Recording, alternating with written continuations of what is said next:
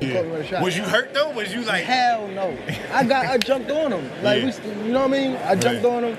He was grabbing me from there. We ain't want no smoke from there. Yeah. They want to throw you to the wayside. Yeah. I mean, it just once you get around someone, you be looking up to these people so bad, and like once you get around, they don't be who they say who they portray to be. You be like, damn.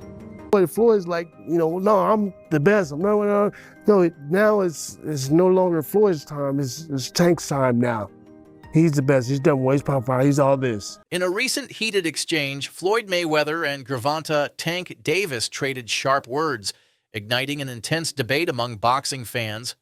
Mayweather confidently dismissed any notion of defeat, asserting his dominance in the sport.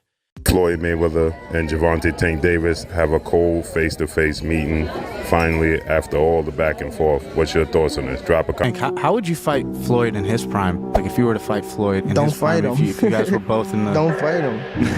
I wouldn't fight him. I mean, Floyd was good. He was top tier. I mean, me, I feel as though I could compete with any top fighter. I'm not saying me going at Floyd, but I'm saying like I feel as though my skills, and not to take nothing from Floyd, but I feel like my skills can compete with anybody that ever laced up a boxing game. You're crazy to watch, bro. Like, yeah. You hit like a fucking train.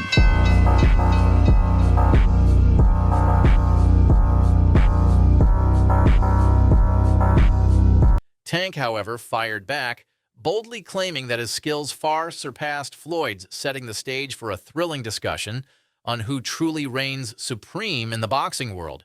Tank Davis recently made headlines when he stated, "I feel skill-wise mine are way better than Floyd's."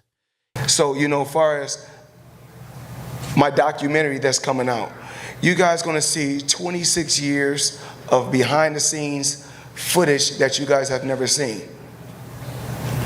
I remember when radio hosts and TV reporters were accusing you of ducking Shane Mosley, Baldomir, Hatton, Canelo, Guerrero, and you fought all of them right after that. Is that also going to be in your documentary? Well, I feel like the proof is in the pudding. I don't have to say who I beat. There's been so many great fighters out there, so many good fighters. All the guys that you named are hell of a fighters. Everything is about timing. I wish me and Shane Mosley could have fought when he was undefeated. His confidence was clear. Tank believes that no fighter today possesses more skills than he does. While Mayweather is hailed as one of the best defensive boxers in history, I don't hate Floyd. I'm happy for Floyd.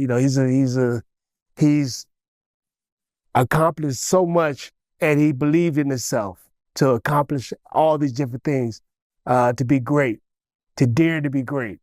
You know what I'm saying? So I'm proud of him. I'm proud that brother, went all the way to the top of the mountain and won.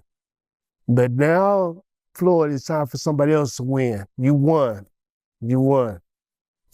So it's time for the new generation. They're gonna win. But your era, you won. But now there's another era. So can you make somebody else great like you are, or help them be great like you are? That's the issue, right? And maybe that's what Tank is talking about. Tank's explosive power and aggressive style have earned him recognition as a knockout artist. But does Tank's confidence justify challenging Mayweather's legendary status?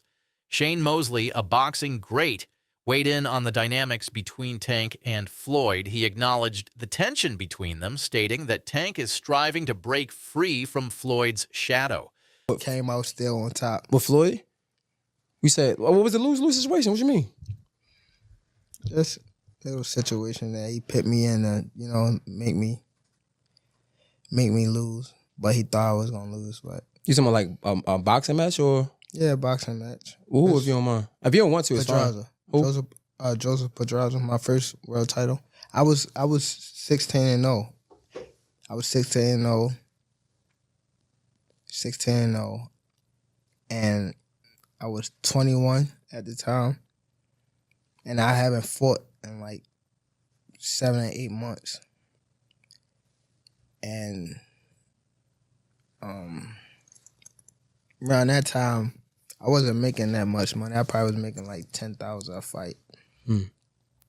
So 6 months is crazy to not fight, you know. So when they came back and it was like, all right, you gotta fight. He was like, you gotta fight this fighter, which is Joseph Pedraza. If you don't fight him, you're not fighting. You sitting on a shelf. So I had to fight him. In the midst of all that happened, I got evicted. I had to sell my jewelry. So now, and remind you, I'm letting them boxers that you talking about, I'm putting them on game. Mosley's comments reflect the classic struggle many fighters face under the guidance of a legendary mentor, balancing respect with the desire to surpass them. You know, so I don't want Tank to necessarily leave Mayweather. I think he's in this position because of everything that Mayweather and Leonard Ellerbe have done for him. So I do want him to do what he is saying. Take control of your career. Say that you want Shakur and actually fight Shakur. Say that you want Devin and actually fight Devin. You know, fight these guys. Don't keep making new names. Like, you gave Barrios a chance. You gave Isaac a chance. Like, you know, Gamboa. Like, those aren't the fights that we want. And I seen the Lomachenko and Devin Haney for the undisputed title. You know, that was a good fight. I'm very, very glad that Devin Haney was victorious. Me and Devin sat down, you know, for us to come together and make a relationship happen. I don't want to knock championship belts because they are important. I could tell him, you could win 2 world titles, but make $250 million. Or you can win 20 world titles and make $10 million. Then when you look at Ryan and Tank, they made great money. We could have been did this, and that could have been him in the fight with Ryan Garcia. Tank Davis, who has expressed his admiration for Floyd, also admitted that their relationship has been challenging. He revealed that Mayweather once pressured him into a fight with Jose Pedraza, leading to a lose-lose situation where Tank was forced to accept the bout despite personal and financial struggles. From Baltimore, he's not from D.C. That's what I learned. I thought he was from D.C. too. D.C. my second home. I've been coming up here since I was 9 years old, even younger. So I'm not really trying to get in his personal business. Probably just showing him that, you know, I could do anything, especially in your backyard.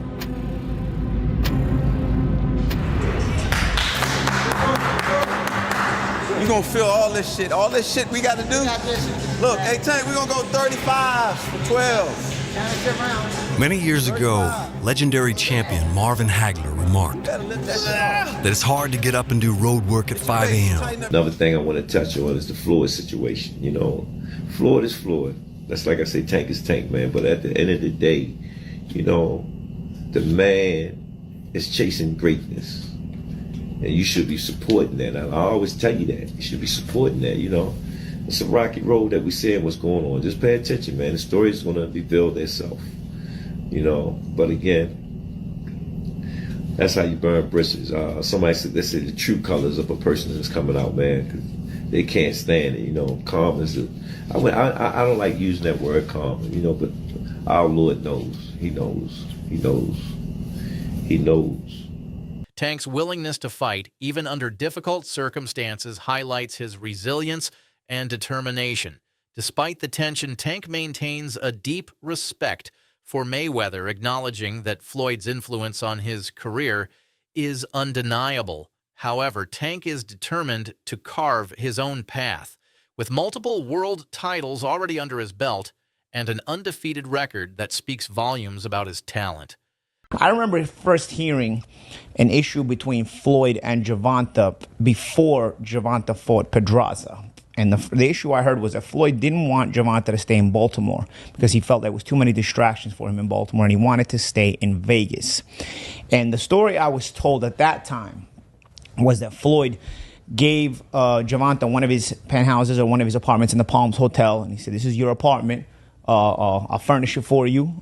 He got him a Jeep. At the time, Gervonta was not a world champion. He got him like a Jeep, a 4x4. You know, he basically said, I'll make it comfortable for you. I don't want you to go to Baltimore. I want you to stay here. I don't think Baltimore is the place for you, you know? And what I was told was Gervonta sold all the furniture, sold the Jeep, and went back to Baltimore and bought a Benz. You know, with that's what I was real. That's what I was told at the time. So fans are now left debating whether Tank's confidence is simply youthful ambition, or if he truly has the potential to surpass the legacy of a fighter like Mayweather. Would Tank's raw power and aggression be enough to break through Mayweather's defensive brilliance, or would Floyd's strategic approach prove too much for Tank to handle? Do you want your legacy to be, if you care? Because some interviews I see you say like, yeah, I don't care about this, I don't care about that. Where you stand on that? It's just like, it's so up and down in the sport.